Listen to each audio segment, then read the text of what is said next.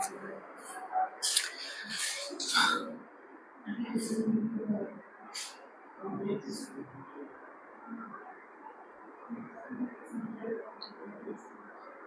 Normal of conics में last में हम लोगों ने पढ़ रखा था कि परवलय, ये कोई परवलय दिया हुआ है। अब परवलय के वाह्य बिंदु का मतलब क्या है, परवलय पर पॉइंट नहीं होगा ना, चाहे इधर ले लो, इधर कहीं पर भी ले लेना, इधर मर्जी है, यहाँ ले लिए। अब वो पॉइंट का नाम हमने दे दिया क्या, पी एच कॉमा के ना, पी एच कॉमा के। तो परवलय के वाह्य बिंदु से परवलय पर कितनी अभिलंब खींच सकते हैं, 3 ना। एक ऐसे खींचेंगे, फिर एक यहाँ से, फिर एक यहाँ से, तो कितने नॉर्मल हो गए, 3। Normal first, second, normal third, 3 normal line हो गई। अगर नाम देना चाहें तो आप इसको ऐसे कर दो, चाहे n1 कर दीजिए, यहाँ कर दीजिए n2 है। अब जैसे प्रश्न ये बनेगा, क्या इस लाइन को मैं मूल बिंदु से मिला सकता हूँ, तो मिला सकते हैं ना, नॉर्मल होना चाहिए, मूल बिंदु से जा सकता है ना। अब ये 3 नॉर्मल हैं,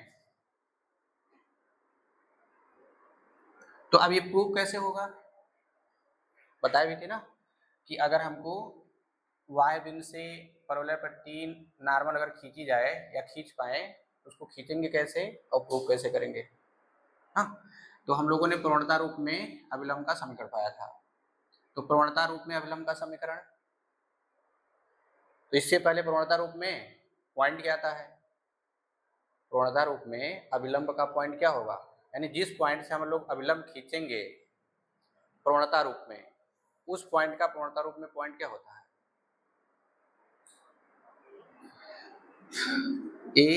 am क्यूब माइनस 2am, ये था ना, am square, am square minus 2am, हाँ ठीक है, am स्क्वायर माइनस 2am, ये वो पॉइंट है जिससे अभिलंब खींची जाती है। और क्या था, a बट्टे m square comma 2a by m, ये किसका था, हाँ ये वो पॉइंट है जिस पर स्पर्श रेखा का खींची जाती है ना। इस स्थिति में स्पर्शी का समीकरण था mx plus a by m ना, और इस स्थिति में नॉर्मल का इक्वेशन क्या था, y equal to mx minus am cube minus 2am, ये था ना। चलिए इसको इधर ट्रांसफर कर लेते हैं, या सबको इधर ट्रांसफर करिए। अच्छा एक चीज और, जितने भी नॉर्मल हैं सब के सब इस पॉइंट से जाते हैं, है ना। अगर हम लोग इसको ऐसे बढ़ा देंगे आगे पीछे करके, तो वहीं से गुजरेंगे, इसका मतलब ये पॉइंट इन सभी नॉर्मल को संतुष्ट करेगा ना। लिख सकते हैं जो कि बिंदु पी एच कामा के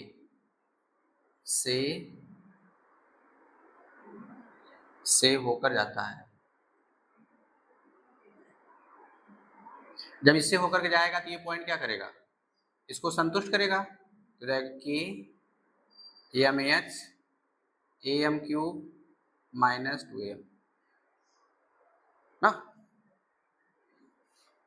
देखो हमारे पास तरह तरह के इक्वेशन है, एक तो हम लोग y minus y1 minus y अपान 2a x माइनस x1 इससे भी निकाल सकते हैं ना।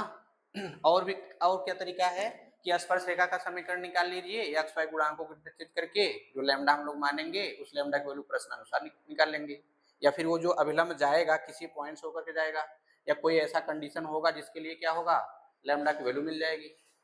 एक वैसे है, एक डायरेक्ट ऐसे है, और तीसरा तरीका ये। तो प्रश्न ये बनेगा कि हम किस से हल करें, हाँ। फिर आप देखना अगर क्वेश्चन समझ में आ जाए और प्रैक्टिस अच्छा से, तब पहचान जाएंगे सबसे सिंपल वाला कौन सा लगाने के लिए आप त्रिभुज लगाओ सबसे आएगा। कुल मिला घुमा फिरा करके आप यहीं पहुंचोगे, है कि नहीं, आप यहीं पहुंचेंगे। तो फिर क्या है, अगर डायरेक्ट याद है तो अच्छा है, नहीं याद है तो फिर आप चाहे जैसे लगाओ वैल्यू सेम मिलेगी। या पहले उस पॉइंट पर स्पर्श रेखा का समीकरण निकालिए, फिर गुणांकों को इंटरचेंज करके अभिलंब का समीकरण निकाल लो, आ गया। अब उसके बाद क्वेश्चन जैसा करा वैसा करिए ना। लेकिन यहाँ पर देखिए, अगर परवलय पर 3 अभिलंब खींचे जा रहे हैं, इसका मतलब 3 लाइनें होंगी। अगर परवलय पर 3 अभिलंब खींचे, इसका मतलब 3 लाइनें होंगी ना। अच्छा, 3 लाइन का मतलब क्या कि 3 प्रवणता होगी, होगी नहीं? 3 प्रवणता होने का मतलब क्या, बीजगणितीय रूप में 3 मूल वाले होंगे कि नहीं? अगर 3 प्रवणता का मतलब क्या, अगर प्रवणता की 3 वैल्यू आ रही है, इसका मतलब यम में क्या होगा, त्रिघात होगा। अब वो यम में त्रिघात आपका इस टाइप बन सकता है ना। लेकिन अगर हम लोग वास्तविक रेखा खींच पा रहे हैं, जिससे यहाँ जो प्रवणता आएगी, प्रवणता की वैल्यू वो भी वास्तविक होगी। लेकिन यहाँ सॉल्व करेंगे तो कितनी वैल्यू आती है, 3 आती हैं, वो भी ऐसे आएंगे ना। तो वहां क्वेश्चन में ध्यान रखना है, वास्तविक बोला है, काल्पनिक बोला है, या सबके लिए बोला है। सबके लिए बोला होगा तो ये काल्पनिक मिलकर के भी बना देंगे, है ना। लेकिन जनरली अगर हम लोग लाइन खींच पा रहे हैं, ग्राफ बना पा रहे हैं, तो प्रवणता वास्तविक ही होगी, है ना। तो अब ये रेखा क्या करता है, इस पॉइंट से होकर के जाता है, यानी जिस पॉइंट से हम खींचेंगे उस पॉइंट से तो जाएगा ही जाएगा, बाकी किसी अन्य से भी जा सकता है। अब वो क्वेश्चन पर डिपेंड होगा, लेकिन बाकी किसी से जाए या ना जाए, लेकिन इस पॉइंट से जरूर जाएगा, क्योंकि इसी से खींच रहे हो। आप कह रहे हैं इससे खींच रहे हैं, या फिर ऐसे कहिए कि इससे ये तीनों जा रहे हैं, इसका मतलब तीनों के तीनों संतुष्ट करेगा ना। और यहाँ यम में 3 घात होने की वजह से ये 3 लाइनें रिप्रेजेंट करेगा, और कहाँ से आएगा, इससे तो संतुष्ट करेगा, ये मिल जाएगा। सब उधर ट्रांसफर कर लीजिए, a m cube minus m h और प्लस 2am माइनस के बराबर प्लस ना। अब यहाँ से ए एम क्यूब माइनस रख दिए, चलिए माइनस रखते हैं, क्या मिलेगा यहाँ से,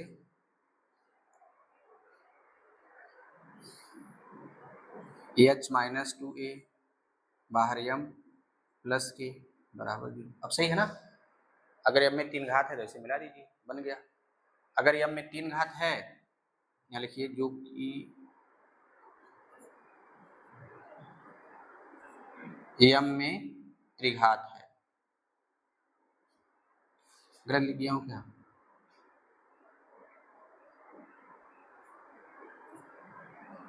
जो कि एम में त्रिघात है। जब त्रिघात है तो कितने मूल होंगे ना,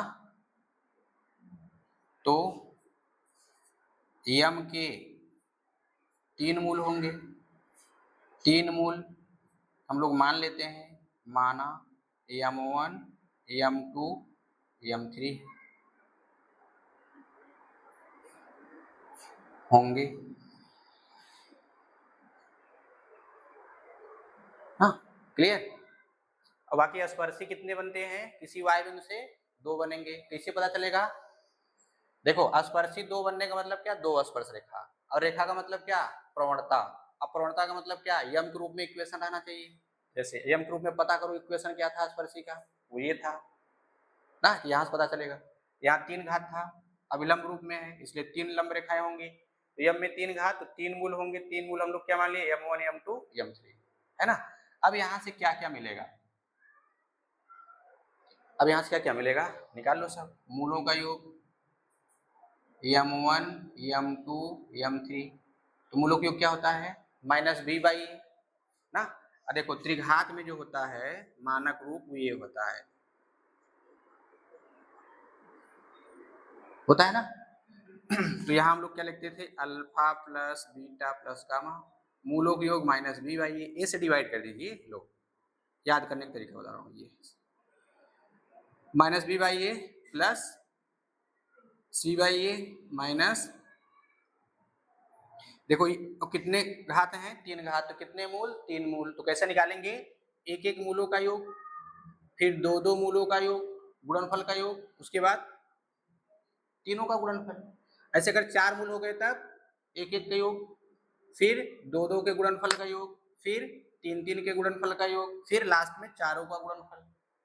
हाँ, तो यहाँ पर कितने हो गए, एक एक का हो गया, तो माइनस, अब इसमें तो यम तो है नहीं, यम स्क्वायर तो है नहीं, इसका मतलब 0 हो जाएगा।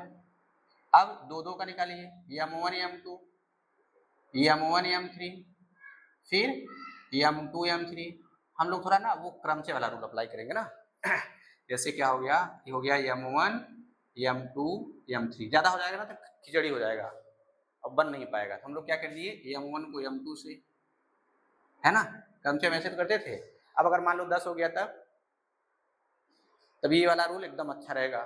नहीं फिर आप ऐसे कहेंगे m1 m2 m2 m3 m3 m1, आगे चलो और m1 m2 m2 m3 m3 m4 m4, बीच वाला छूट गया। अब ऐसे करेंगे तो आपका सीक्वेंस बना रहेगा और आसानी से कर लेंगे, गलती भी नहीं होगी। अब ये क्या होगा,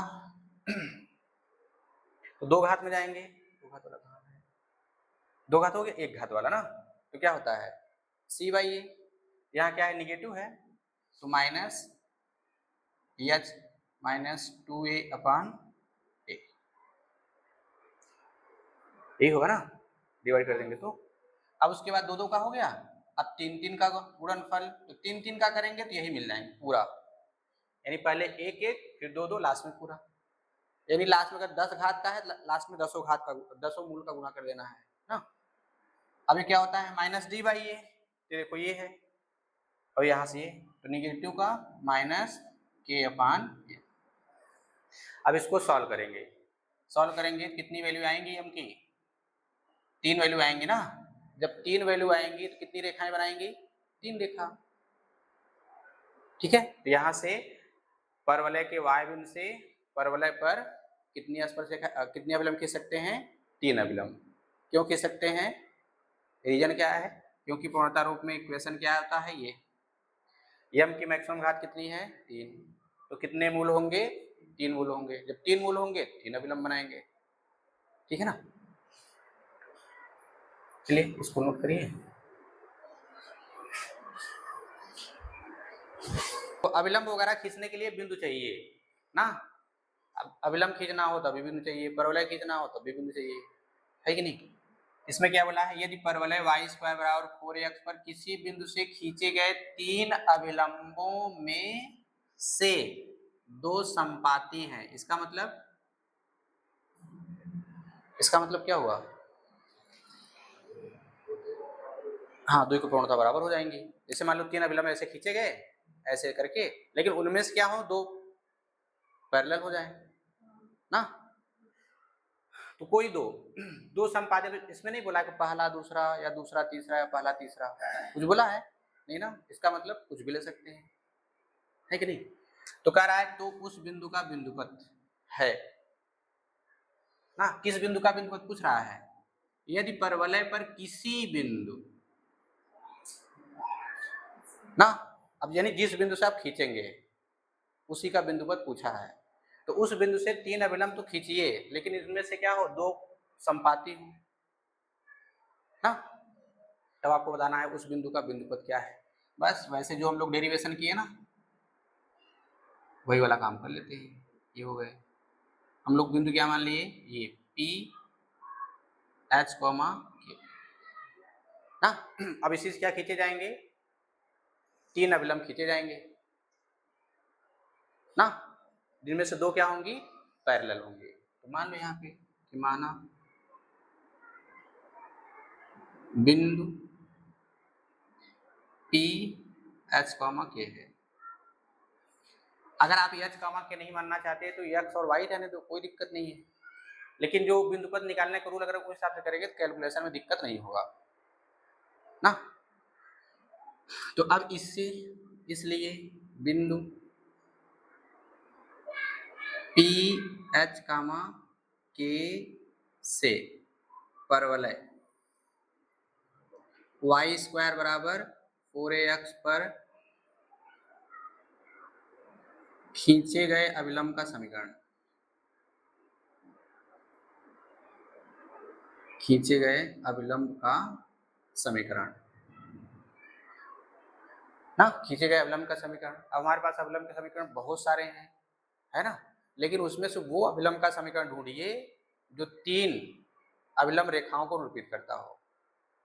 तो वह केवल कौन था, प्रवणता रूप में ना, तो y equal to mx minus am cube minus 2am, इसको एक बना लो सही बात है ना। और इसके पहले आपने जो पढ़ रखा था, क्या उनमें से ऐसी कोई रेखा थी जो, या ऐसा कोई समीकरण मिला था जिसमें से 3 अविलंब रेखा को निरूपित करे? नहीं ना, वो सब के सब सिंगल वाले ही थे, चाहे जो भी आपने पढ़ा था, है ना, क्योंकि उसमें यम था ही नहीं। अगर यम मिला भी था तो उसको उच्चतम घात 1 ही मिलेगी ना, लेकिन यही वो समीकरण है जिसमें यम की घात क्या मिलेगी? 3 मिलेगी, अर्थात ये 3 अविलंब रेखा को निरूपित करेगा। अच्छा, ये किससे होकर जाता है? चूंकि समीकरण 1 बिंदु, तो ये किसी से जाए या ना जाए, लेकिन जिससे खींचा गया था उससे तो जरूर जाएगा, है ना, से होकर जाता है। जब इससे होकर जाएगा संतुष्ट करेगा, इसलिए के m h minus a m cube minus 2 सबको ट्रांसफर कर लीजिए, तो a m cube plus 2a minus h और प्लस के बराबर 0 ना। अभी हम लोग यहाँ माइनस लिखे थे, गुणा कर दिए, h माइनस 2a था, हो गया ना। यहाँ लिखिएगा जो कि यम में त्रिघात है ना, इसलिए इसके 3 मूल m1 m2 व m3 माना होंगे। और जब जब मूलों का नाम आएगा तुरंत मूलों का योग, मूलों का गुणनफल निकाल लो, है ना। तो क्या मिल जाएगा? मूलों का योग तो 0 हो जाएगा, इसको आप 2 बना लीजिए, सब कुछ वही है ना। और गुणनफल क्या होगा? 2 2 का,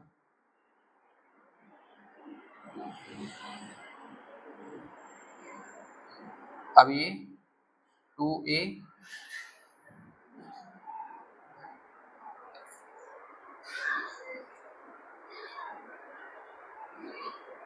ये मिलेगा ना, उसमें क्या था? माइनस था। अच्छा हाँ, प्लस हो जाएगा ना। चलिए, तो फिर इसको 3 बना लीजिए। अब उसके बाद तीनों का गुणनफल m1 m2 m3 क्या मिलेगा? k upon a। अब इसको 4 बना लीजिए। यहाँ तक हो गया। चलो, अब उसके बाद क्या बोला है? 3 अविलंब हो गए, ये समीकरण निरूपित करने लगा, तो यम में 3 मूल मिले, उनका हम लोग ये निकाल लिए ना। अब उसके बाद इसने क्या कहा? 2 संपाती हैं। कौन? 3 अविलंबों में से 2 संपाती हैं, मतलब समांतर हैं। वैसे संपाती समांतर होता है, इसका मतलब दोनों ओवरलैप कर गए।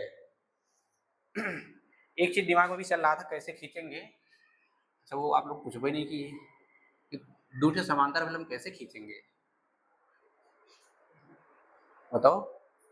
अब कहेंगे जैसे अगर यहाँ से हम खींचेंगे भी, लो 3 अविलंब खींच दिए कि नहीं? अभी मेरे दिमाग में यही चल रहा था कि हम खींचेंगे कैसे, लेकिन आप लोग कुछ भी नहीं किए, इसलिए हम बताए भी नहीं। देखो, अब बताओ, इसमें 2 समांतर खींच सकते हो कभी? अगर खींचेंगे तो वो एक पॉइंट से नहीं जाएगा, जाएगा? बताओ, खींच के दिखाओ ऐसे। अगर अगला वाला खींचेंगे, मान लीजिए इसको ऐसे, तो ऐसे भागेगा, तो कहेंगे इस पॉइंट से कहाँ जा रहा है, तो 3 अविलंब खींचे कहाँ गए, है कि नहीं? इसका मतलब जो तीसरा वाला है, एक ये हो गया, दूसरा ये हो गया, तीसरा वाला भी किसी एक पर है, चाहे आप इसी पे मान लो और चाहे इस पे मान लो। आया समझ में? अब 3 अविलंब हो गए कि नहीं? आया समझ में? क्योंकि हम लोग यहाँ पे एक बिंदु से 3 अविलंब नहीं खींच पाएंगे। आप खींच के दिखाइए। हम 3 खींच लिए जरूर, लेकिन उसमें 2 समांतर नहीं खींच सकते। इसमें स्पर्शी वाली बात कहाँ है?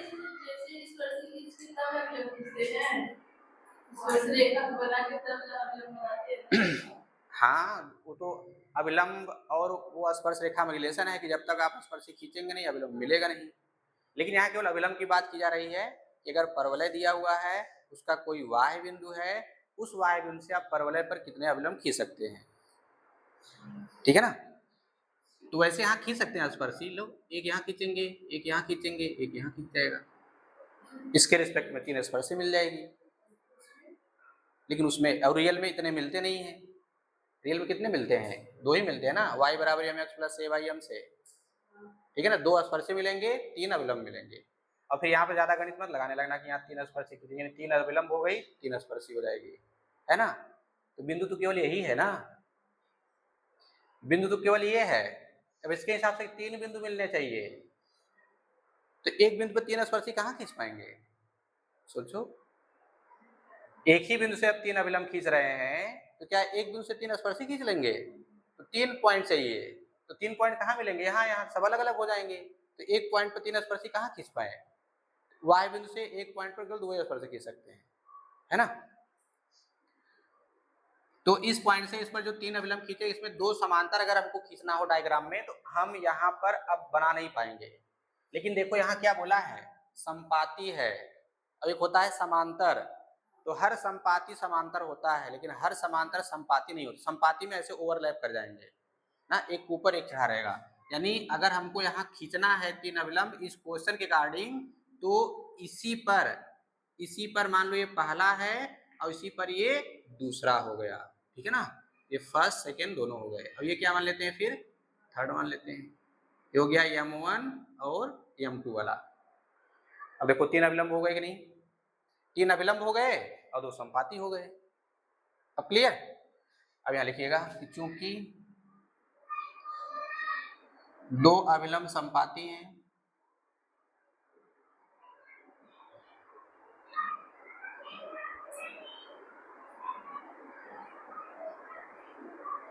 चूंकि 2 अभिलंब संपाती हैं, तो कोई भी ले लेना जो मर्जी करे, हमने यहाँ पे m1 m2 ले लिया है, आपकी मर्जी जो कहे वो ले लेना, ठीक है ना। तो क्या लिख देते हैं हम, m1 बराबर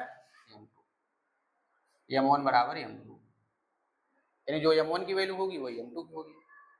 लेकिन हमको 3 अभिलंब चाहिए ना, तो उस बिंदु का बिंदु पर ध्यान रहते m1 m2 m3 सब माने हो कि नहीं माने हो, इसकी एग्जैक्ट वैल्यू पता है, नहीं पता है ना, हल करके निकालो, या तो इसकी वैल्यू निकल जाए या तो ये कट पिट के हट जाए यूज करने के बाद, है ना।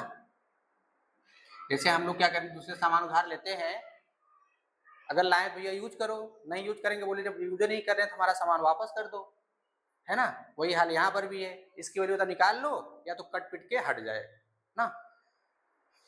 इसको हम लोग बना लेते हैं 5। अब क्या करेंगे, यहाँ से m2 की वैल्यू m1 उठा करके यहाँ रखें, अच्छा m1 को उठा करके m2 रख दीजिए, तो समीकरण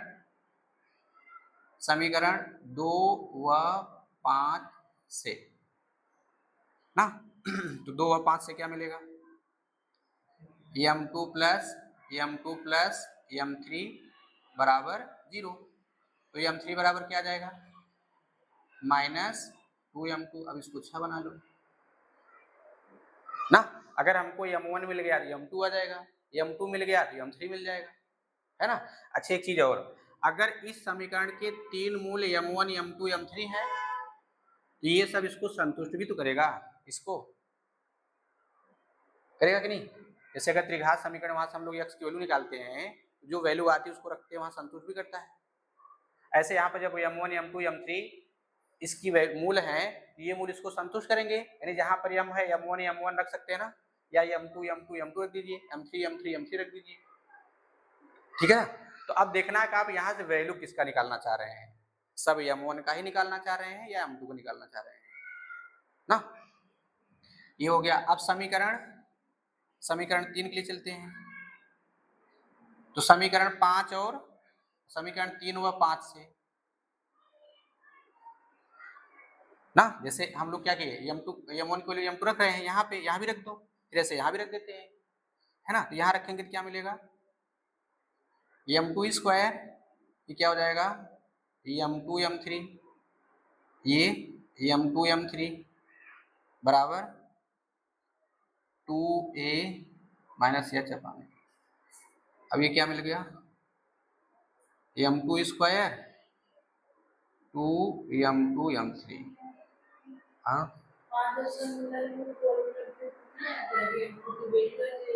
5 और हाँ, तभी मिल जाएगा, कैसे भी निकाल लो, चाहे जैसे निकालना चाहिए निकाल लीजिए। अब यहाँ से वैल्यू कितना मिल गया 2a माइनस एच। देखो कैलकुलेशन सबका अपना अपना तरीका है ना, जैसे इच्छा करे वैसे कर लो, कोई दिक्कत नहीं है। अब यहाँ से m2 को m3 को उठा कर रखें, यहाँ m3 को उठा के रखिए तो क्या आएगा माइनस 4m2 स्क्वायर, ये हो गया 2a माइनस एच अपान कितना हो गया 3m2 स्क्वायर। तो m2 स्क्वायर बराबर क्या आएगा h माइनस 2a/3। हमने माइनस गुणा कर दिया है ना, ये देखो m2 स्क्वायर आ गई, m2 निकालेंगे तो क्या आएगा वैल्यू मिलेगी, m1 आएगा, यहाँ रखेंगे m2 की वैल्यू m3 आ जाएगी, है ना। अच्छा यहाँ लिखिएगा चूंकि m2 समीकरण, इसको कुछ माने गड़बड़ा गया ना, चलो ए कर दिए ना। क्योंकि m2 समीकरण ए का एक मूल है, एक मूल है, जब मूल है इसको संतुष्ट करेगा कि नहीं, तो क्या मिल जाएगा, इसलिए am2 cube plus 2a minus H m2 plus के बराबर 0। अब देखो ये जो m2 आई उठा के यहाँ रख दीजिए वैल्यू ना, सब कहानी खत्म हो जाएगी, m2 भी फिनिश हो जाएगा और हमको h और के रिलेशन मिल जाएंगे, और लास्ट में हल करते करते h के स्थान पे x, k के स्थान पे y रख देंगे, बिंदु पथ मिल जाएगा। तो अब इसी को आप सॉल्व करिए। अच्छा m2 कॉमन ले लीजिए तो क्या मिलेगा m2 square plus 2a, k को ट्रांसफर कर देते हैं। देखो एक तरीका है कि आप यहाँ से m2 को निकाल लो, करनी में आएगा, उठा करके आप यहाँ रख करके सॉल्व करिए। अब करनी हटाने के लिए क्या करेंगे, वर्क करो अपना, है ना। तो मैं एक सिंपल तरीका बता रहा हूँ। अब ये देखो स्क्वायर मिल गया, इधर तो m है नहीं, यहाँ स्क्वायर है, खट से पूरी वैल्यू आ जाएगी, बस इसी को स्क्वायर बना लो काम हो जाए, है कि नहीं। तो क्या करें, वर्क कर दें, दोनों पक्षों को वर्क कर दीजिए ना, तो ये हमको स्क्वायर मिल जाएगा।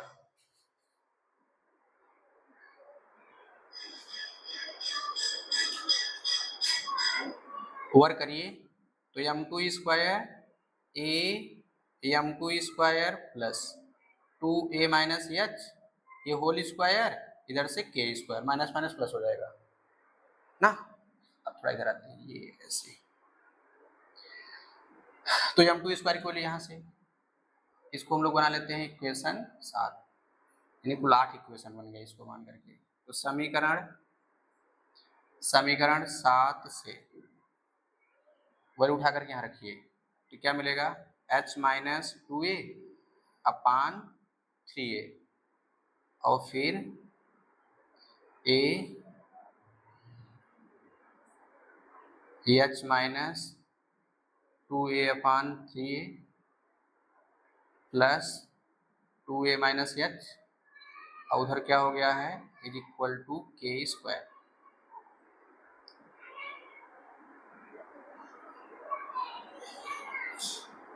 ना। अब इसको सॉल्व करिए, इससे कैंसिल हो जाएगा,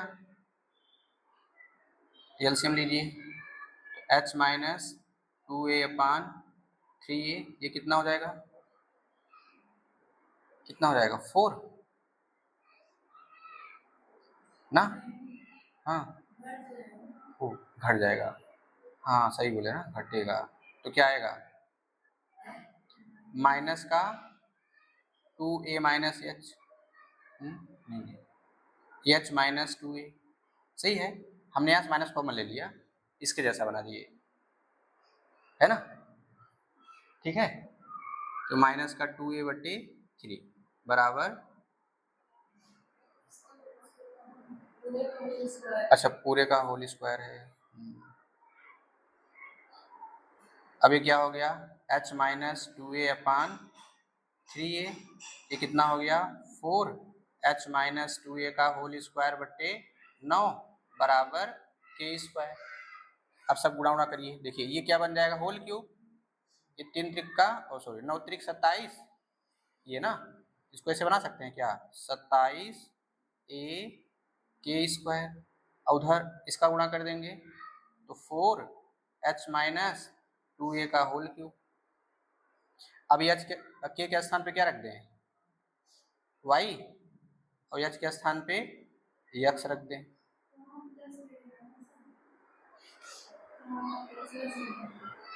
यहाँ यहाँ का है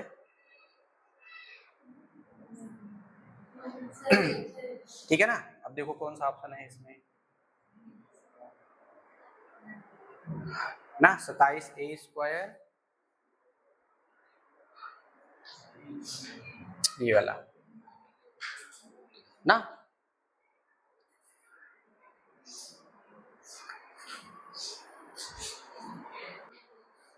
चलो ये क्वेश्चन दोनों ही इंपॉर्टेंट है, ठीक है ना, ये भी इंपॉर्टेंट है और ये भी है ना। अब इसी को हम थोड़ा आगे करके से बता दे रहे हैं, फिर बाकी आप लोग कर लीजिएगा। यहाँ पे क्या कर देना है इस क्वेश्चन के लिए कि उस बिंदु का बिंदुपथ जिससे परवलय पर खींचे गए अभिलंबों में से दो परस्पर लंब है। तो पहले अभिलंब तो खींचिए कि y बिंदु से परवलय पर कितने अभिलंब खींचे जा सकते हैं। अब यहाँ देखो परवलय कुछ नहीं दिया है, हम लोग परवलय क्या मान लिए, ये वाला, और फिर अभिलंब का समीकरण निकाल लिए, ये होता है पूर्णता रूप में, और फिर इस पॉइंट से होकर के जाएगा, संतुष्ट करेगा, यहाँ से समीकरण 1 बना लिए। अब यम में क्या है, त्रिघात है, 3 मूल होंगे, हम लोग यहाँ से उनमें रिलेशन निकाल लिए ना। अब यहाँ क्या कर देना है कि दो मूल कैसे हैं, दो अभिलंब लंब है। देखो अभिलंब और लंब दोनों में अंतर है ना, अभिलंब स्पर्शी पर लंब रेखा होती है, अभिलंब स्पर्शी पर लंब रेखा होती है ना। अब इसमें दो ले लेते हैं, या दो लंब है, इसका मतलब m1 m2 बराबर -1 बना लीजिए। अब समीकरण 2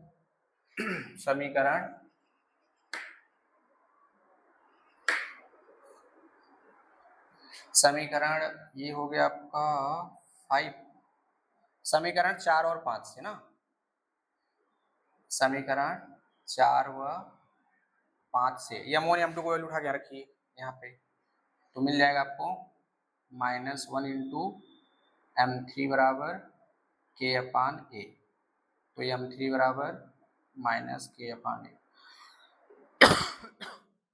अब यहाँ लिखिएगा क्योंकि m3 समीकरण a का एक मूल है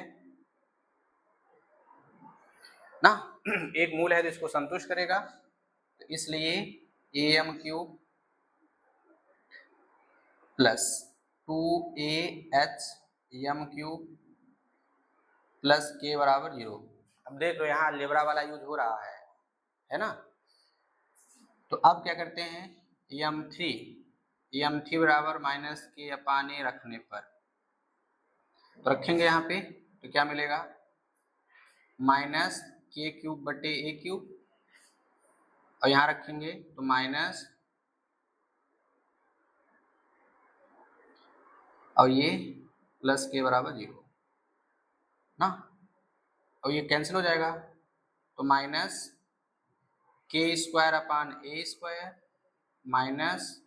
-2a-h/a प्लस 1 बराबर 0। सही बात है ना, k से डिवाइड कर दिए ना, यहाँ a से कटा भी दिए और k से डिवाइड कर दिए, ठीक है। अब क्या किया जाए, सबको ट्रांसफर कर दो, या तो फिर इसको इधर ले चलिए, इसको सॉल्व कर लीजिए, इसको सॉल्व करेंगे तो क्या आएगा, a -2a प्लस h/a बराबर k² ना, इसमें से मिल लिए, तो क्या हो जाएगा, -2a हो जाएगा प्लस, और ये प्लस a है ना। अब a से कैंसिल हो जाएगा, तो क्या मिल गया, k² बराबर h minus a, h minus a, और एक बचा है ना, ये गुणा भी हो जाएगा,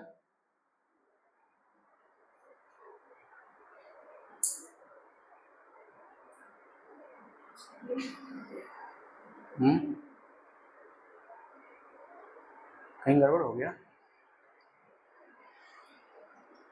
अच्छा माइनस बी बाई ये होता है सी बाई, ये माइनस में होता है ना,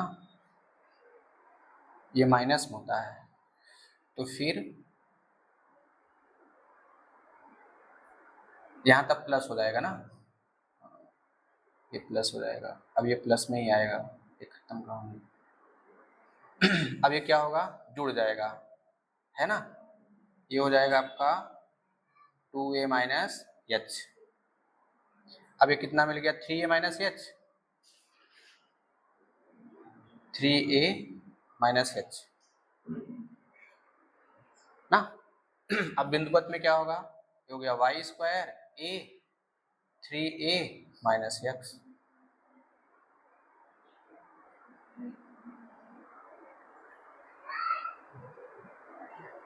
अच्छा गड़बड़ हो रहा है, अगर ये प्लस है इधर ले जाएंगे माइनस में होगा, है ना। अब माइनस गुणा कर दीजिएगा, ये क्या बन जाएगा, x माइनस 3a। ठीक है, तो ऑप्शन कौन सा है, वाई स्क्वायर बराबर ए एक्स माइनस 3, वाई स्क्वायर बराबर एक्स ए माइनस 3 ना। ठीक है। ये दोनों क्वेश्चन वेरी इंपॉर्टेंट बेटा। अब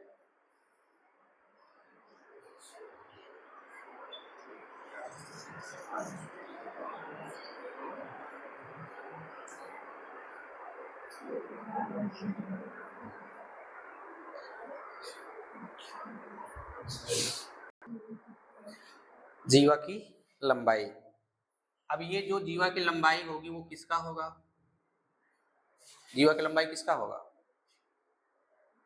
वक्र का, है ना। वो वक्र कुछ भी हो सकता है, ऐसे ये ले लिए, अब एक रेखा ऐसे खींचिए ऐसे ना, ये क्या है, रेखा है, अभी बताया गया ना, अगर मैं इसको काट दूं तो क्या ये रेखा नहीं रहेगा, है कि नहीं, यानी जीवा की प्रकृति रेखा है। अब अगर रेखा है तो प्रवणता रूप में लिखा जा सकता है कि नहीं,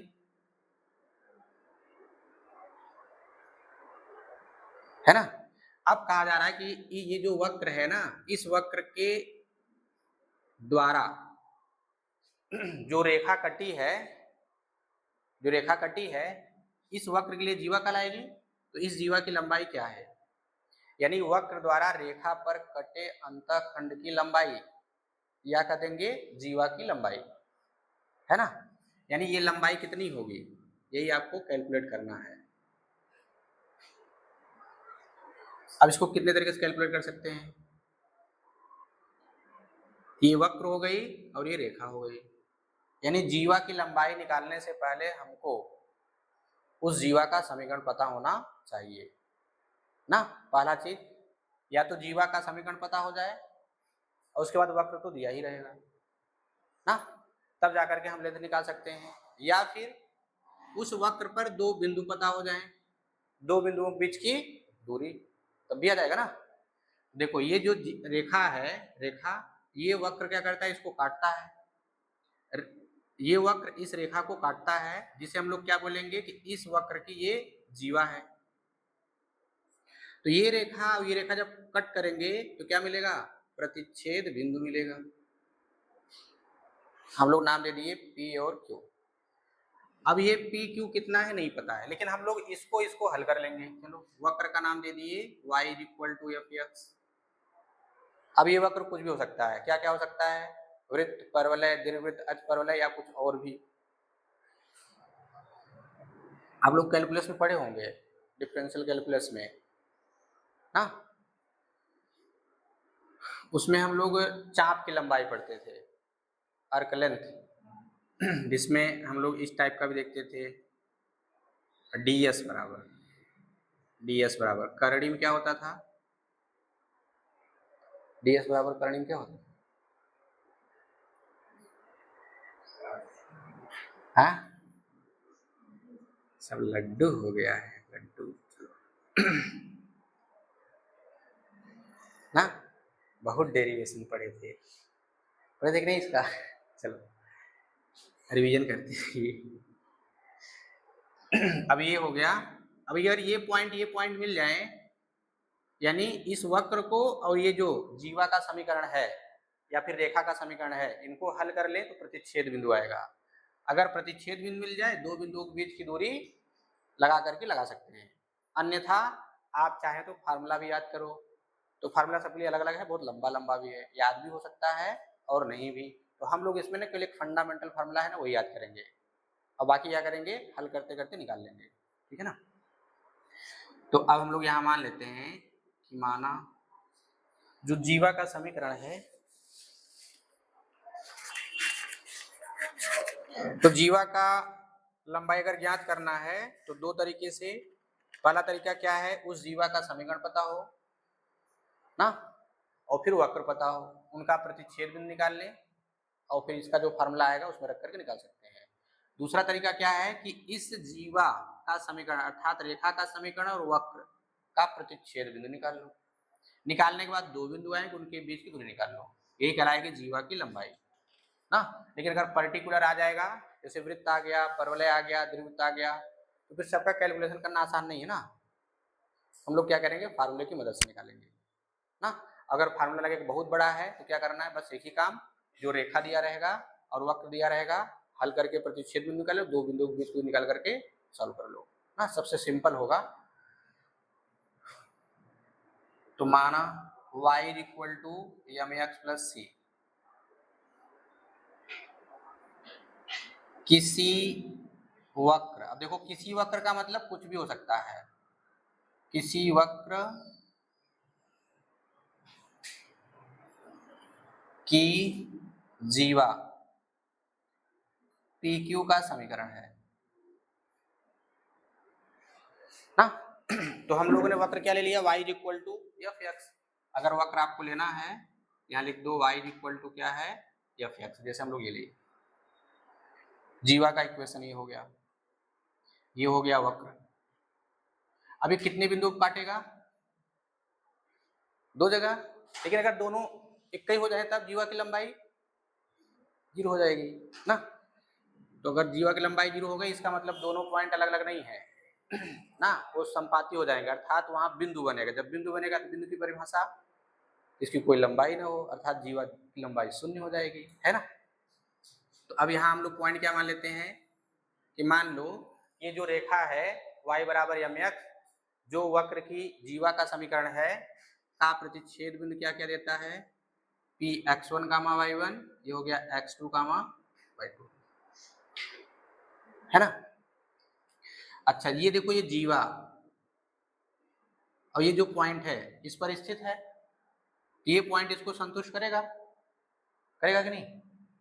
तो पहले लिखिए, माना y equal to mx plus C, व वक्र y equal to F X का प्रतिच्छेद बिंदु P x1 कामा y1 व Q x2 कामा y2 है ना। ये ऐसे होगी तो पूरी रेखा, लेकिन इस वक्र के लिए क्या कहलाएगा, जीवा। तो इस इनका प्रतिच्छेद बिंदु P, ये इस जीवा को संतुष्ट करेगा, ये भी क्या करेगा, जीवा को संतुष्ट करेगा, यानी जीवा के समीकरण को। अर्थात ये वाला पॉइंट हम लोग यहाँ रखेंगे तो क्या मिलेगा, एंड y2 इक्वल टू, है ना। इनको क्या कर लें, सॉल्व कर लें। अच्छा इसको बना लो 1, इसको बना लो, तो समीकरण 1 व 2 से सॉल्व करेंगे तो क्या मिलेगा, हम लोग सी को निकाले यहाँ से, तो क्या मिलेगा, y1 माइनस, यहाँ से सी को निकालिए, तो यहाँ से सी, यहाँ से तुलना कर लेंगे, तो y2 माइनस, अब क्या करना है, y को y की तरफ ले जाओ, x को ना, तो क्या मिलेगा, y2 माइनस y1 यम x2 माइनस यम x1, सही है ना। हम लोग इसको इधर ले गए, इसको इधर ले गए, है कि नहीं। अब जैसे प्रश्न में इधर भी ले जा सकते थे, कैसे भी ले लो ना, अभी ऐसे क्यों लिया गया, अभी समझ में आ जाएगा ना। तो यम कॉमन क्या मिलेगा? ऐसा कोई फार्मूला है जिसमें ऐसा मिलता हो? इसमें हाँ, रेखा समीकरण कहाँ मिलता है? ऐसा ऐसा हाँ, प्रवणता का। और कहाँ मिलता है? और कहाँ मिलता है? और ऐसा कहाँ मिलता है? मतलब ये इस टाइप के टर्म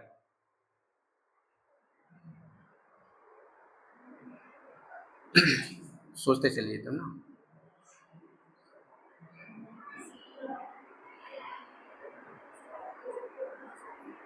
कहाँ मिलेगा?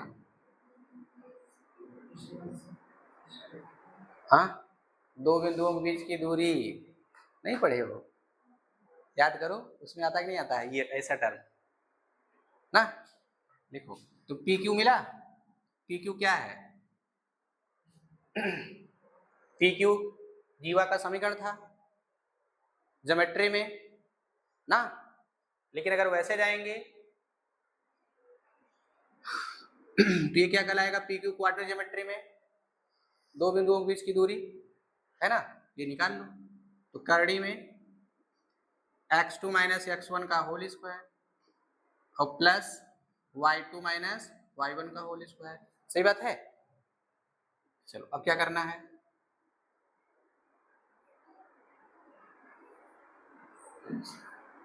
ये देखो y2 माइनस y1 है। अच्छा ये वैल्यू रख लो ना, सीधा सीधा। ये कहाँ गया? इसको हम लोग समीकरण 3 बनाते हैं। y2 माइनस y1 की वैल्यू उठाकर यहाँ रख दीजिए। अब प्रश्न बनेगा क्या x2 माइनस x1 रख सकते हैं? कोई दिक्कत नहीं है ना, बटे में आ जाएगा। हम लोग थोड़ा बटे से बच जाए तो अच्छा है ना। तो क्या करते हैं? x2 माइनस x1 का होल स्क्वायर प्लस, और ध्यान रखना यहाँ पर ना हम y2 का मान y2 माइनस y1 का मान x2 माइनस x1 के पद में भी रख सकते हैं, और x2 माइनस x1 का मान y2 माइनस y1 के पद में भी रख सकते हैं। ये डिपेंड करेगा क्वेश्चन पे, ठीक है ना, कि जो रेखा होगी और जो दिया गया वक्र होगा ना, उन वो जब एक दूसरे को काटेंगे तो जो जीवा की लेंथ बनेगी वो कहाँ बनेगी? अगर y अक्ष पर बनेगा तब x2 माइनस x1 का मान y के पद में रखेंगे, अगर x अक्ष पर काटेगा तो फिर y2 माइनस y1 का मान x के पद में रखेंगे ना। ऐसे मान लो अगर हम लोग थोड़े टाइम के लिए इसे बना लेते हैं। चलो अब ये किसका काम करेगा? x अक्ष का। और ये किसका काम करेगा? है कि नहीं? इसका मतलब अब हमको y2 माइनस y1 का मान किसके पद में? x पद में रखना होगा। अगर इसी डायग्राम को कुछ अगर ऐसे हम लोग बना लेते, या मान लो क्वेश्चन के अकॉर्डिंग कुछ ऐसे चलता ना, मान लो यही रेखा है। अब ये देखो यहाँ पे, अभी क्या होगा ना, अब ये जितनी लेंथ होगी ये y अक्ष पर है, तो हम लोग अब क्या करते? x2 माइनस x1 का मान y पद में लेते। समझ गए ना? ये चीजें आपको कहाँ दिखेंगी पता है? ऐसा कोई कंडीशन बताओ जो पीछे पढ़कर आए हो जिसमें अंतःखंड y पे भी कटता हो और x पे भी कटता हो। याद करो क्या होगा?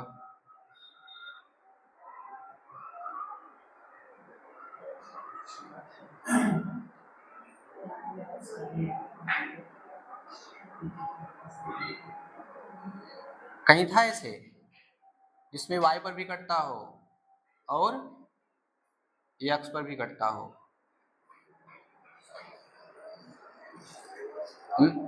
हाँ,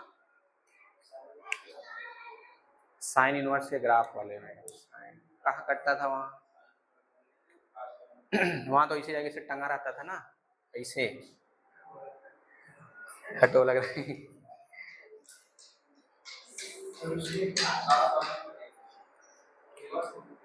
अब बढ़िया वाला ग्राफ बताओ, सस्ता वाला। ये वाला नहीं था?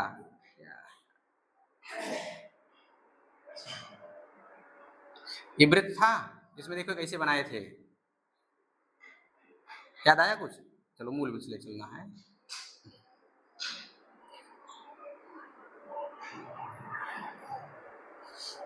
कुछ याद आया? तो वृत्त द्वारा अक्षों पर कटा अंतःखंड, यह अक्ष पे कटा अंतःखंड क्या आया था? तो ये x अक्ष पे कटा अंतःखंड x2 माइनस x1 कुछ आया था इसे, कुछ याद हो आया? ये सब नहीं पढ़े थे? बस वही है। तो अब इन सब स्थितियों में यही सब देखना है ना कि हम y2 माइनस y1 का मान इसके पद में रख दिए, क्यों रख दिए? क्या x2 माइनस x1 का मान y2 माइनस y1 पद में नहीं रख सकते? रख सकते हैं। अब ये डिसाइड करेगा क्वेश्चन पे ना, लेकिन ज्यादातर क्वेश्चन y2 माइनस y1 बराबर इसके पद में मिलेंगे ना, लेकिन ये सब ग्राफ क्लियर कर पाएंगे तब सही है।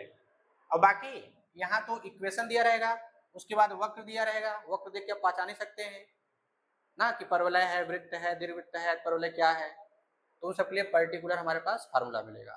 अब ये क्या है? ये एक जनरल फार्मूला है,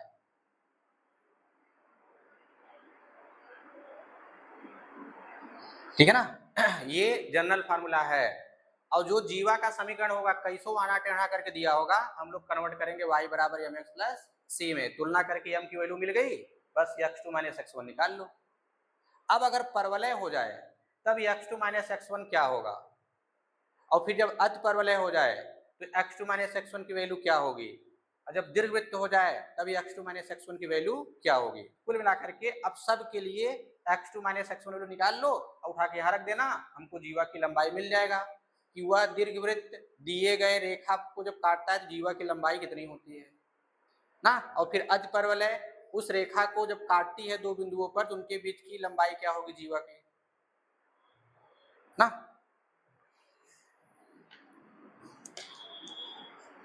नहीं तो फिर ये ना एकदम पहेली की तरह बन जाएगा, फिर दिमाग में हमेशा यही रटना पड़ेगा ना कि y2 माइनस y1 का बस यही रखो ना, कि गुरु जी ऐसे बताए थे इसलिए हम लोगों को भी ऐसे रखना है ना।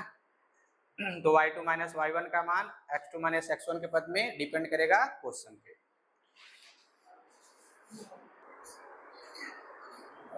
ये था जनरल ना कि ये रेखा है जीवा का, तो वक्र द्वारा इस रेखा पर कितना अंतःखंड कटेगा ऐसे कहिए, या फिर वक्र द्वारा जीवा की लंबाई कितनी होगी वो बताओ, अंतःखंडित जीवा की लंबाई ना।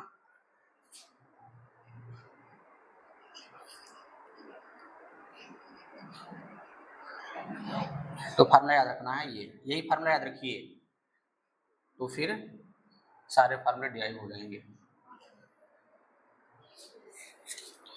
तो पहले हम लोग निकाल ही लेते हैं वृत्त के लिए ना। नंबर 1 वृत्त X square plus Y square 2gx 2fy plus C बराबर 0 द्वारा अक्षों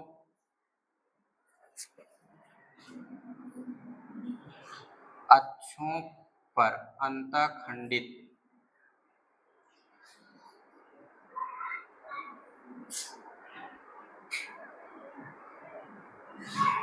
हम लोग वहां पढ़े थे ना अंतःखंड की लंबाई, और यहाँ पर उसी को और जनरलाइज करके बना दिया गया अंतःखंडित जीवा की लंबाई, तो चाहे अंतःखंड की लंबाई कहो या अंतःखंडित जीवा की लंबाई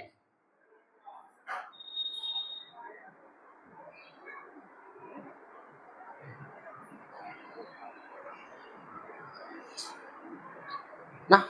ये है सर्कल।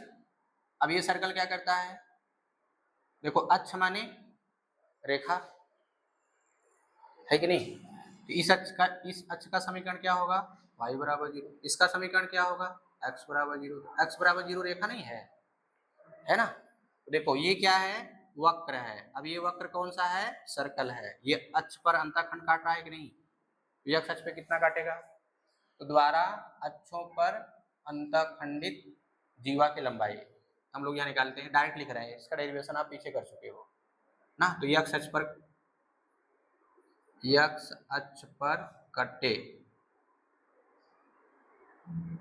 अंतःखंडित जीवा की लंबाई क्या था, g² माइनस सी ना। y अक्ष पर कटे अंतःखंडित जीवा की लंबाई,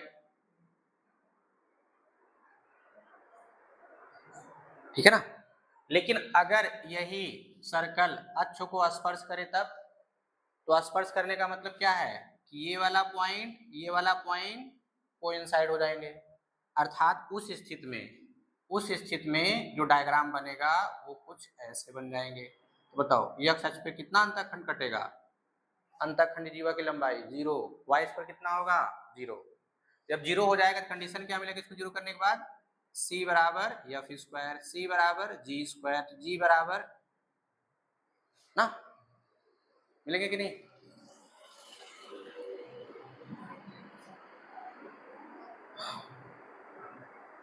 चलिए इसको नोट करिए फिर पर अगले बताएंगे।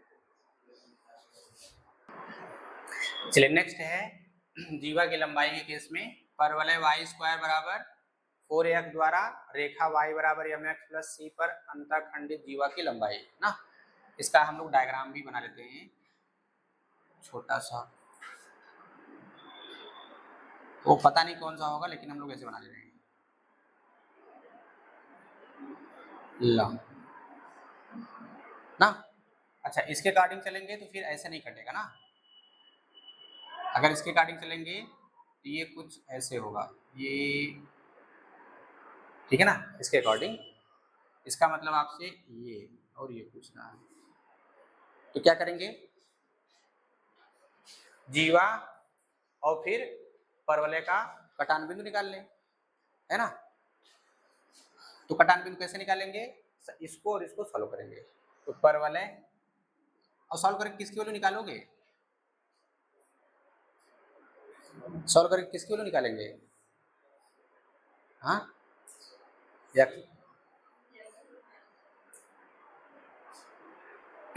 जनरल फार्मूला है ना। अभी x2 माइनस x1 निकालेंगे, या तो आप x2 निकाल लो, x1 निकाल घटा लो, या फिर दूसरा तरीका बताओ निकालने का क्या है,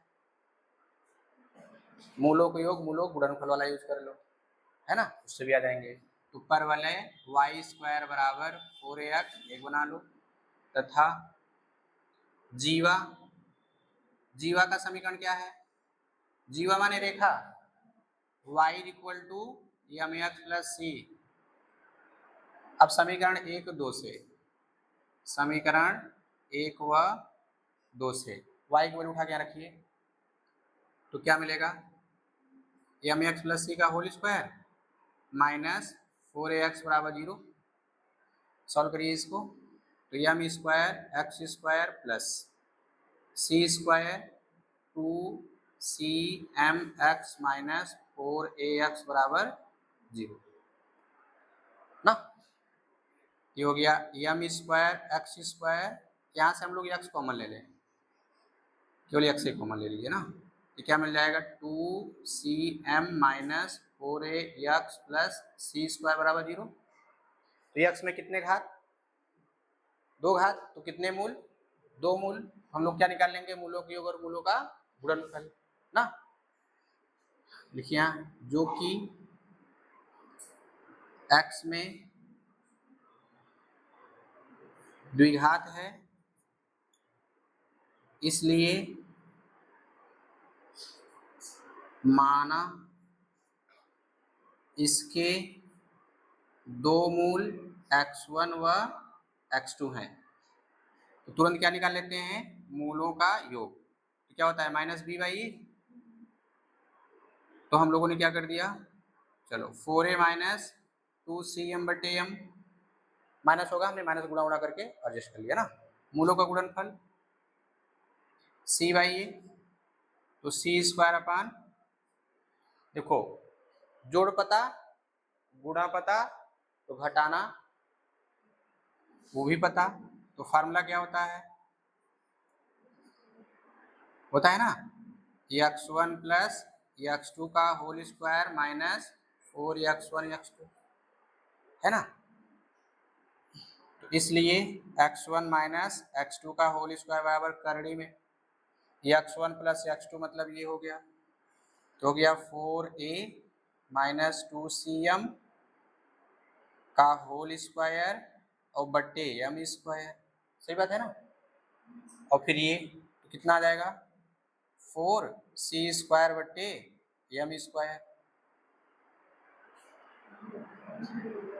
कॉमन हो जाएगा, तो क्या मिल जाएगा 1/m, 1/m। अब यही सॉल्व करिए ना, ओपन कर दीजिए इसको। चलो कितना हो गया 16a² प्लस 4c² और माइनस 4 दूनी 8 दूनी 16 और माइनस 4c²।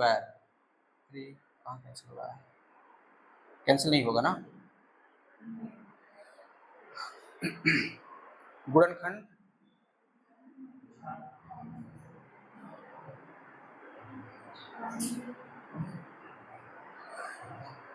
देखिए तो गुणा बन जाएगा ना। यहाँ पे है स्क्वायर, यहाँ कितना आ जाएगा 4। अब यहाँ एलसीएम वोल्सियम लेंगे। अच्छा यह पावर 4 होगा तो वर्गमूल में ऐसे मिल जाएगा और फिर यहाँ हो जाएगा। अब सही है ना, ये देखो मतलब सही कट रहा था।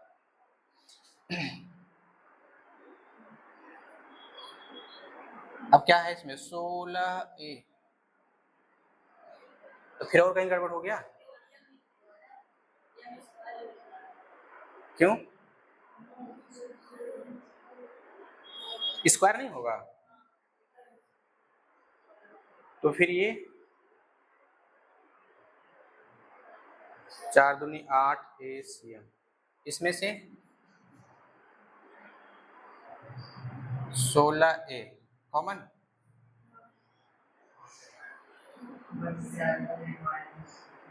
a माइनस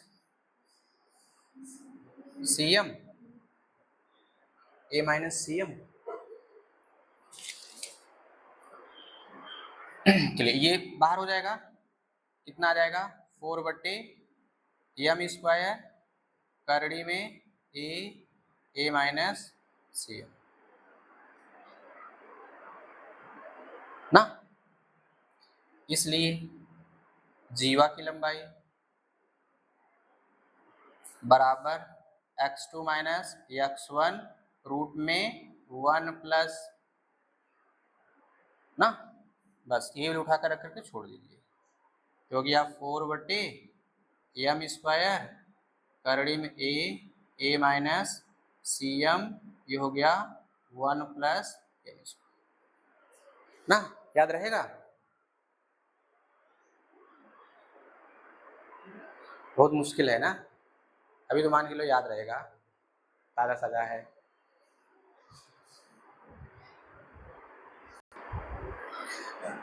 चलिए नेक्स्ट है दीर्घवृत्त x² प्लस y² द्वारा रेखा, देख लो ये रेखा है, द्वारा अंतःखंडित जीवा कौन सी होगी ये ना, ये हो गया P, ये हो गया।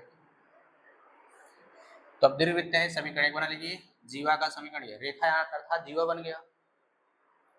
अच्छा ये बताइए ये पूरी रेखा है ना, इस रेखा और जीवा में क्या रिलेशन है? इस रेखा और जीवा में क्या रिलेशन होगा? अच्छा चलिए ठीक है कि जीवा रेखा का एक पार्ट है ना, बना किसकी वजह से? परवलय की वजह से। दूसरा कोई कुछ बताओ और क्या हो सकता है? इस रेखा और जीवा में और दूसरा रिलेशन क्या है? एक तो हो गया कि जीवा रेखा का पार्ट है परवलय जब काटता है, दूसरा हाँ रेखा और जीवा क्या है? संपाती है। देखो ये पूरी रेखा हो गई, उसी पर जीवा हो गई, है ना।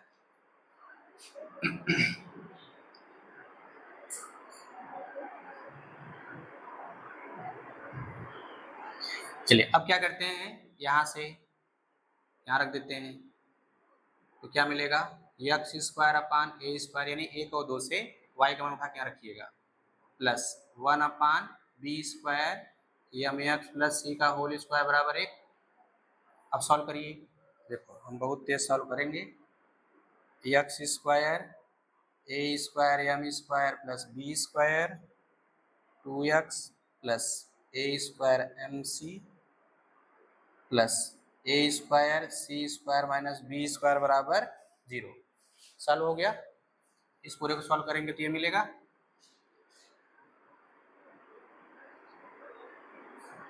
ना। तो फिर जो कि x में द्विघात है इसलिए माना 2 मूल, इसलिए योगफल निकालिए तो क्या मिलेगा माइनस बी बाई ए, तो माइनस 2a² mc बटे a² m² प्लस b²। गुणनफल क्या आएगा, गुणनफल ये c बाई ए हो गया a² c² b² बटे a² m² b²।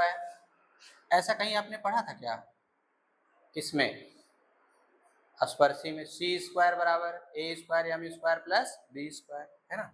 अब चलो ये मिल गया। अब ये होता है फार्मूला, ये होता है ना। अब क्या करेंगे, रख करके सॉल्व, रख करके सॉल्व करेंगे तो क्या आएगा, अब हल करना होगा फिर। रखिए वाली वैल्यू होल स्क्वायर होगा, ये हो गया 4a² m² c² बटे a² m² प्लस b² का होल स्क्वायर माइनस 4, ये पूरा रखिए 4a² ये हो गया c² माइनस b² बटे a² m² प्लस b²।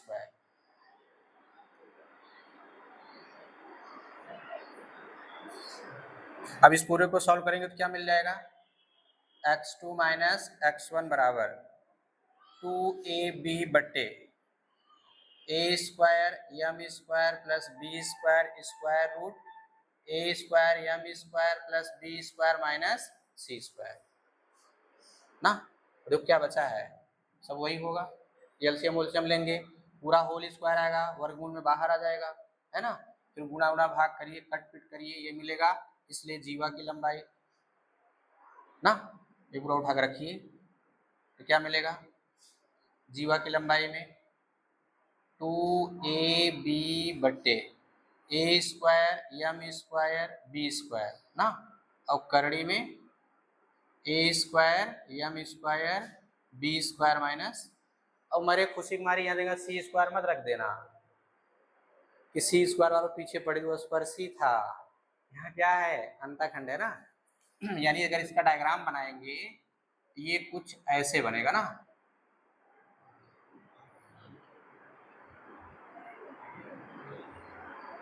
चलिए इस टाइप से, ये देख लो, देखो यहाँ गड़बड़ थोड़ा कट गया है, इसका नाम क्या दे दिए पी ये क्यू ना। तो ये कौन है, y equal to mx plus C, वही क्या हो गई जीवा का समीकरण, जबकि दोनों अलग अलग हैं ना। तो जीवा के समीकरण को हम लोग क्या मान लिए, y equal to mx plus C, ठीक है।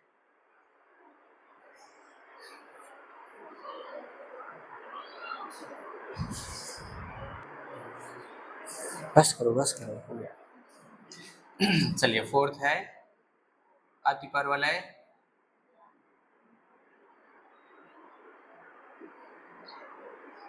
ना, यहाँ भी अत्र लिखिएगा।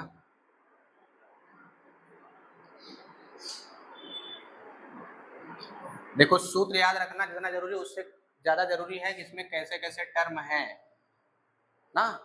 अब पता लगा सूत्र याद कर लिए लगा ही नहीं पा रहे हैं, कभी कभी ऐसे होता है बोलते सूत्र याद है लेकिन लगा ही नहीं पा रहे हैं, है कि नहीं। तो वहाँ पर ये जो है ना ये सब देख लीजिए, इसी टाइप का होना चाहिए। अगर रेखा हमारा कुछ जनरल फॉर्म का दिया है तो हम लोग कन्वर्ट कर लेंगे y बराबर mx प्लस सी से, तो m क्यों निकालो c को निकालो, यहाँ से a और b निकालो, उठा कर सब रख दीजिए ना। तो इसका डेरिवेशन भी वैसे चलेगा, ठीक है। तो आप डेरिवेशन कर लीजिएगा, तो हम लास्ट में यहाँ पे क्या कर देते हैं, जहाँ b² है ये, यहाँ भी क्या हो जाएगा, और यहाँ मत कर देना ना।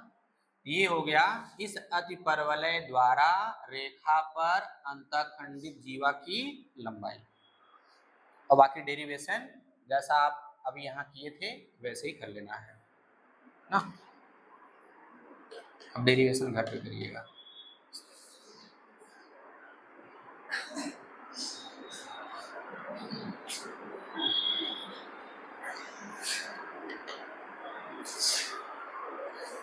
खत्म हो गया।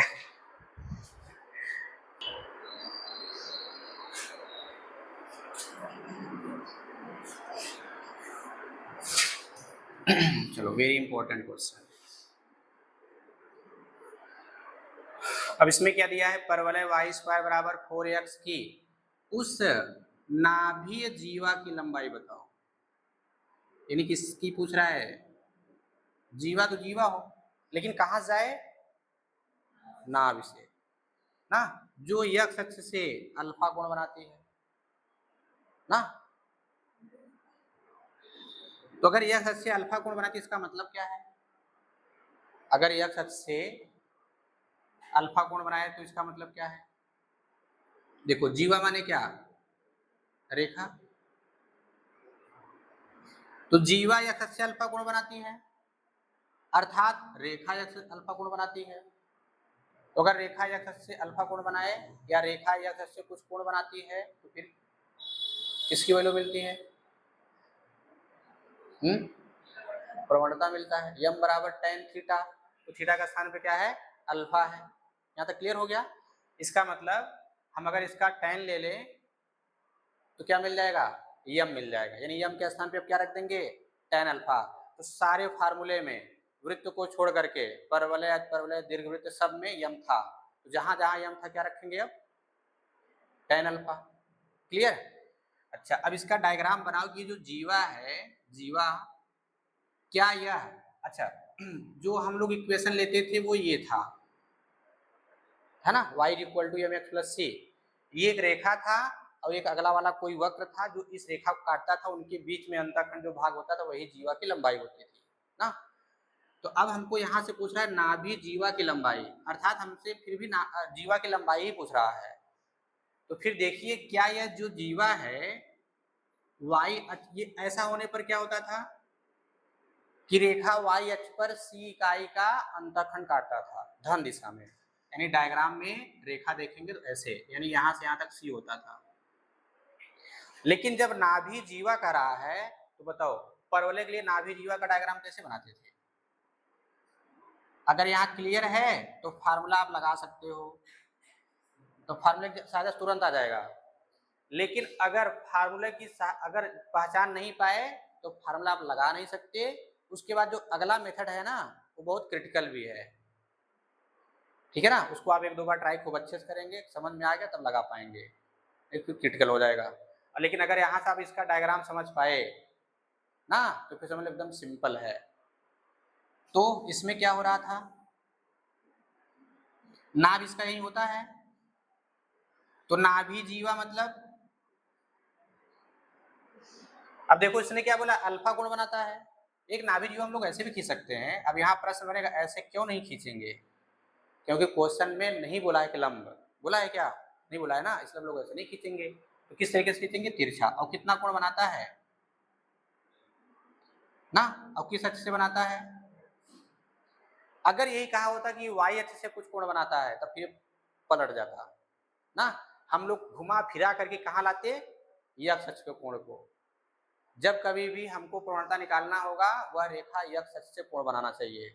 अगर मान लो वह रेखा y अक्ष से कोण बनाया है तब फिर आप ज्योमेट्री का यूज करके वो एंगल आप कैलकुलेट करके x अक्ष पर लाइए, तो जो एंगल आए tan ले लेंगे, x अक्ष से उस रेखा द्वारा प्रवणता मिल जाएगी, है ना। लेकिन यहाँ तो डायरेक्ट ही दे दिया था, ठीक है ना, यहाँ दिया हुआ है तो डायग्राम तो ऐसे ही बनाएंगे, तो नाप भी ऐसे ही होगा। लेकिन अगर निगेटिव होता तब तो इधर बनाते, फिर हम लोग ऐसे बनाते, है ना। अब बताओ ये जो जीवा बनी है, ये जो जीवा है इसका समीकरण किस टाइप का होगा। हाँ, रेखा है कि नहीं है, अच्छा रेखा है तो y बराबर mx प्लस सी बनेगा कि नहीं बनेगा, बनेगा ना। तो c की वैल्यू क्या होगी, हाँ c की वैल्यू क्या होगी, c की वैल्यू लड्डू हो जाएगी, कटेगा यहाँ धन दिशा में कटेगा, वो तो कट में कहीं जाएगा ना, लेकिन धन दिशा में कटेगा नहीं, कटेगा ना। अब कहेंगे हम ऐसे खींचेंगे, खींचेंगे अधिक कोण नहीं बन जाएगा, बनेगा ना। लेकिन जो कोण लिया जाता है वो क्या लेते हैं, न्यून कोण। और फिर देखो क्या है, प्लस में, इसका मतलब न्यून कोण ही है। अगर माइनस होता तब तो फिर हम लोग एंगल ऐसे लेते, ठीक है। यानी यहाँ पे सी क्या होगा, 0, तो y इक्वल टू एम बराबर क्या मिलेगा, tan अल्फा ये हो गया x प्लस 0 यानी x tan अल्फा, अर्थात m बराबर क्या मिला ना। अब कहा जाए कि उस नाभि जीवा का जो समीकरण है क्या होगा, तो y बराबर x tan अल्फा, c बराबर क्या होगा 0 होगा। समझ गए। अब परवलय के लिए भी आपने क्या निकाला था, नाभिलम जीवा की लंबाई। परवलय के लिए नाभिलम जीवा की लंबाई क्या आई थी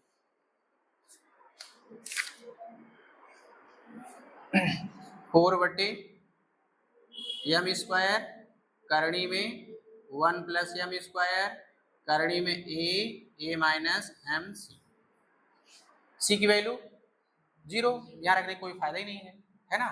फिर यहाँ से हम लोग क्या पा गए, c की वैल्यू 0 रखिए, तो 4/tan² अल्फा, यहाँ क्या मिल जाएगा 1 + tan² अल्फा, यहाँ वाली कहानी सब खत्म, ये ऐसे, तो a² यानी a यहाँ चला आएगा, ये मिलेगा आपको 4a/, यहाँ लिख देते हैं ऐसे, cos² अल्फा बट्टे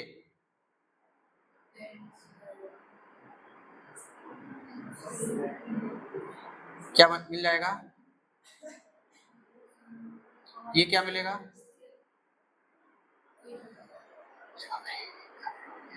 लगता है इसका हाँ चलो यहाँ पर तब ये हो गया गलत गलत ना, इसको लोग हटाते हैं ऐसे।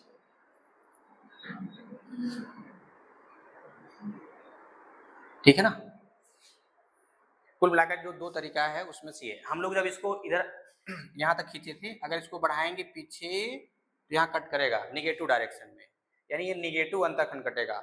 अब अगर इक्वेशन पे जाएंगे तो यह इक्वेशन कुछ ऐसे बनेगा। अच्छा यम क्या होगा, यम बराबर tan अल्फा, और सी क्या होगा, सी इक्वल टू माइनस सी हो जाएगा निगेटिव, तो इक्वेशन क्या मिल जाएगा, ये x tan अल्फा माइनस सी। अब यही सी की वैल्यू पता कर लीजिए, तो हम लोग क्या कर दिए यहाँ से इसको ऐसे पूरा बढ़ाइए पीछे, ये कट यहाँ किया, अगर ये अल्फा है तो ये भी अल्फा होगा, ये 90 डिग्री है, ये पूरा ट्राइंगल बना दिया ना, तो त्रिभुज के तीन कोणों के योग से 90 माइनस अल्फा आ जाएगा। अब देखिए ए यहाँ से यहाँ तक पता ही है, अकॉर्डिंग टू y² बराबर 4ax, क्योंकि ये ना भी होता है ना a, 0, तो यहाँ से यहाँ तक की लेंथ ए हो जाएगी, हमको यही पता करना है। तो अगर देखा ये न्यून कोण है जिसके सामने ये लंब, और ये क्या हो गया कर्ण, यानी ये आधार हो गया, तो लंब पता है, आधार निकालना है, तो क्या लगा दें tan ना, तो इसमें हम लोग लगा देंगे tan 90 माइनस अल्फा बराबर लंब बट्टे आधार, आधार में क्या ले लेंगे केवल सी ले लेते हैं ना, सी लेंगे या माइनस से, क्यों, चलो यहाँ डिस्टेंस हम लोग जब लगाएंगे ना, ये पाइथागोरस समकोण त्रिभुज में त्रिकोणमितीय अनुपात, तो हमेशा लेंथ पॉजिटिव लेकर ही चलना है ना। तो ये क्या मिल गया cot अल्फा a/c, तो c बराबर क्या मिल गया a tan अल्फा, उठा के यहाँ रखिए, नहीं भी यहाँ से फिर से माइनस लेंगे, यहाँ रख दोगे प्लस हो जाएगा, है ना। तो इक्वेशन क्या मिल गया y equal to x tan alpha minus a tan alpha, तो c की वैल्यू आपको क्या मिल गई, c की वैल्यू ये पूरी मिल गई, है ना। अब निकालो यहाँ से, इसलिए नाभि जीवा की लंबाई, अब यहाँ रखिएगा, ये हो गया करड़ी में, अब इतना बड़ा वैल्यू रखना होगा a माइनस, तो हो जाएगा प्लस, m की वैल्यू क्या रखेंगे tan, और c की वैल्यू रखेंगे हम लोग क्या, c की वैल्यू रखेंगे माइनस a tan अल्फा, है ना। तो माइनस माइनस यहाँ क्या हो जाएगा प्लस हो जाएगा ना, और tan यहाँ m की वैल्यू tan अल्फा रखेंगे, ये tan अल्फा आएगा, तो tan² अल्फा, और मिलेगा क्या a, ये हो जाएगा आपका a tan² अल्फा, है ना। अब इसको हम लोग साइन कास में चेंज कर दिए, ये हो गया 4 cos² अल्फा बट्टे sin² अल्फा, ये आपका करनी से बाहर आ जाएगा, तो sec अल्फा होगा, यहाँ से हम लोग क्या करेंगे a कॉमन लेंगे, इधर से गुणा होगा a² होगा, तो a हो जाएगा, फिर यहाँ भी क्या मिलेगा 1 प्लस tan² क्या हो गया sec अल्फा, ये देखो sec² ये cos² कैंसिल हो जाएंगे ना, अभी चल जाएगा ऊपर, तो क्या मिल जाएगा 4a cosec² अल्फा ना, तो ऑप्शन नंबर ये, ठीक है ना। ये क्वेश्चन मोस्ट इम्पॉर्टेंट भी है।